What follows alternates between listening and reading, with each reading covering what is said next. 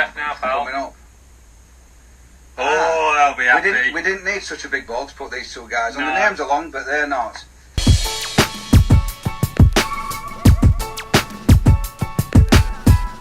Well, it seems ages since I've done this.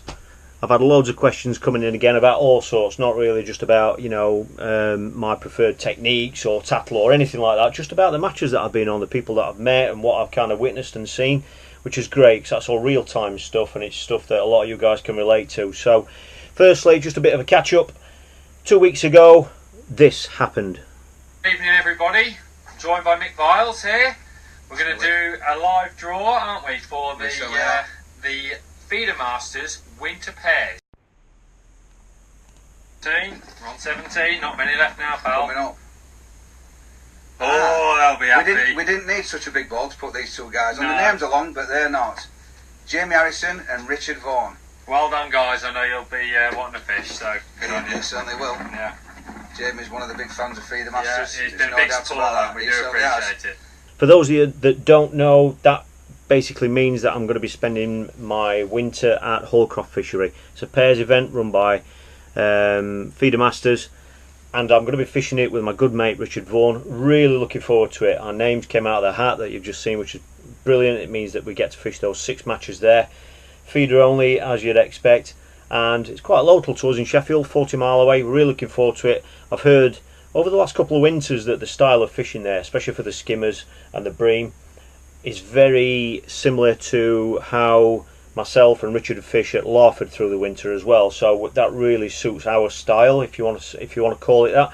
Well, unfortunately, I just haven't had a chance to get to Hallcroft this week. I wanted to get there. I was going to take the camera along. I was going to take the drone as well. Get the drone up there and just give you a nice bit of a teaser, a bit of flavour for the venue, because subscribers especially are going to be hearing quite a bit about the venue this winter, because I'm going to want to let you know about the progress, and you'll want to hear, I'm sure, about the progress that myself and Richard are making through that league. But obviously due to work I just haven't had a chance to get there during daylight hours, so that wouldn't have been much use to you. But what I can do is this. It's a large complex, several different lakes, but this is the one we're going to be fishing. This is Moat. It's a little bit difficult to get an idea of scale, but it used to be called Moat because this section here wasn't connected. I think water went underneath here. Pegs on the island, pegs on the outer. That's basically what it's known as, inner, outer. I think, I'm led to believe, the league is going to be pegged all the way around the outer. This distance here, I think, I haven't been for quite a few years, is about 45-50 metres ish. So that just roughly gives you an idea of scale. I think we're going to be pegged all around the outer. And as you can see, it's a fantastic looking complex. Easy access, as you can probably tell.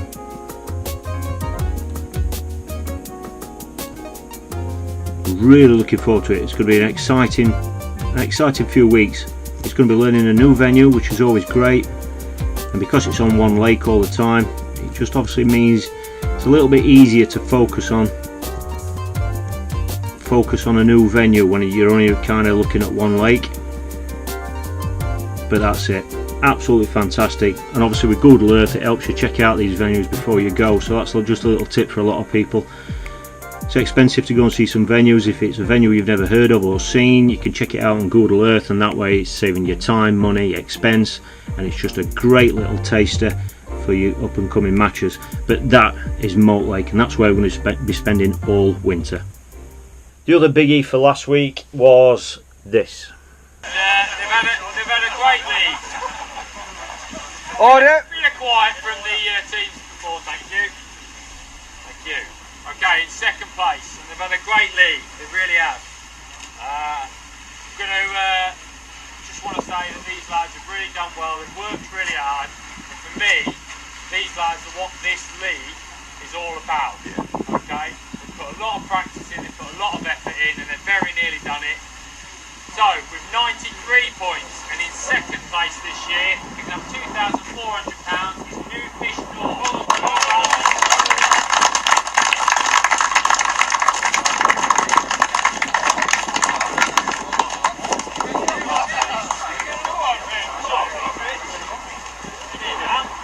Well done. Look up, boys. Still a bit of an open wound, and I'm not going to bang on about it. I'm sure you all know the results and what panned out, how the match went, and all that sort of stuff, you know. And you know, coming second to the ringers is you know, it's not a terrible thing in any circumstances, but it was just really the way that it happened that really, you know, kind of knocked us for six a little bit. We've led that competition through the first 3 rounds, then obviously going into the final round we had a bit of a lead. I'm not going to go into the details of all the draw and how it fished and all that sort of stuff, but I've got to say massive congratulations to the ringers. You know, they never give up, and you know, everyone knows what their talent's like on any venue, and they were really hungry for it. They spent quite a bit of time on the venue in the week leading up to the final match, so they were hungry for it, they went for it, and they won it, so full credit to them. But I've got to say the biggest, you know, massive congratulations to our team NuFish, to the other lads. Hopefully you'll be watching. Just, you know, they're all working lads, they all work Monday to Friday. Steve works ridiculous shifts anyway. Just working lads. Our time to get on the bank and just kind of fish can be quite limited sometimes, and for us all to pull together and put the time and effort in, and I was just a little bit blown away by how much they got behind the team. You know, in the week we've been constantly in touch with each other throughout the whole competition, and I think that's just helped us, you know, pull together as a team and dig deep for each other. And you know, to come second is fantastic. It was just the nature of the way it happened. Had we come from nowhere in that league to finish second, it would have been completely different. But obviously, the way it happened, you know, we were very disappointed. But you know, second, we won a few quid as well to pay for the journey. And yeah, I'm sure we haven't really discussed next year too much. We've heard there may be an extra venue in next year, which could work in our favour depending on the venue. And yeah, I'm sure we'll all be pulling together next year to get that title, you know, even bigger and stronger than we have done this year.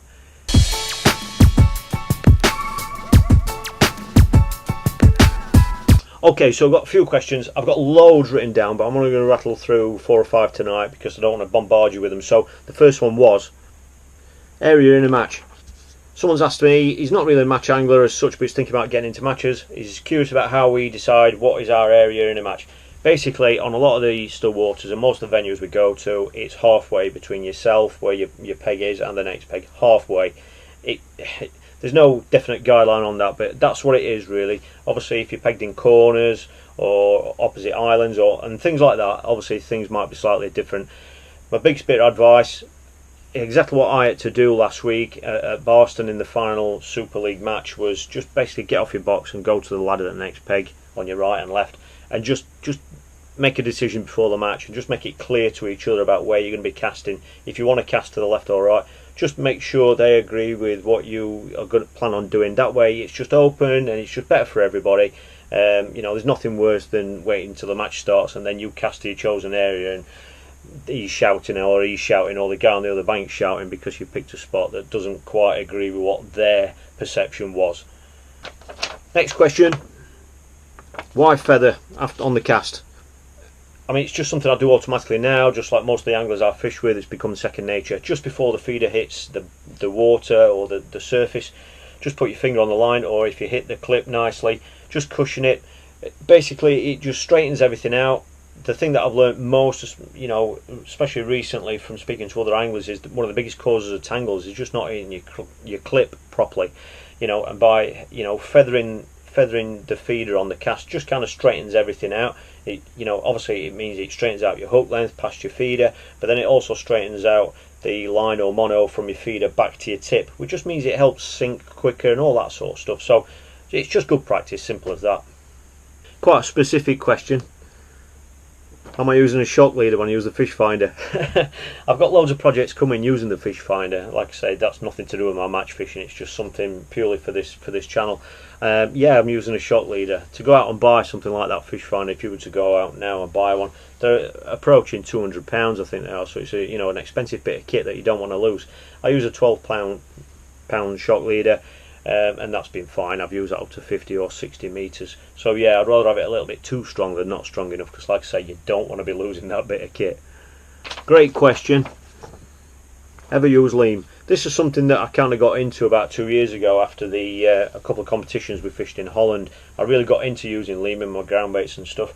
I've got to openly admit, because my time on the bank is very limited, it's not something that I've really had chance to get into more.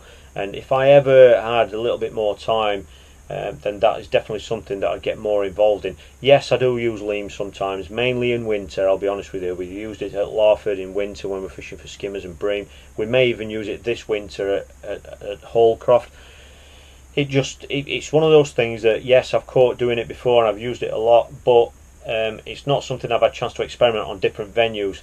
I tend to use it obviously in conjunction with ground bait. Never really used it on its own feeder fishing. It's always been with the ground bait, and the two main reasons why I've used it before. One is to give the feeder, as Richard Vaughan would say, a tracer. As the feeder falls through the water, Leam can create a nice cloud coming off that and obviously help draw fish into the swim and draw them down to the feeder. And the other thing is the Leam lays on the bottom. It's a wet clay, basically, that's what it is. And obviously, if you can imagine a wet clay on the surface of the lake bed, just any sort of little disturbance like that is going to create a cloud. And if you can get fish feeding on it or around that area, it can kind of keep the swim coloured and just kind of keep them confident. I'm not saying that's always the way to go, but when I have used it, it's been for one of those two reasons. This is a great question. Obviously, a lot of you have seen my Feeder Masters campaign with all the qualifiers I've fished on different venues.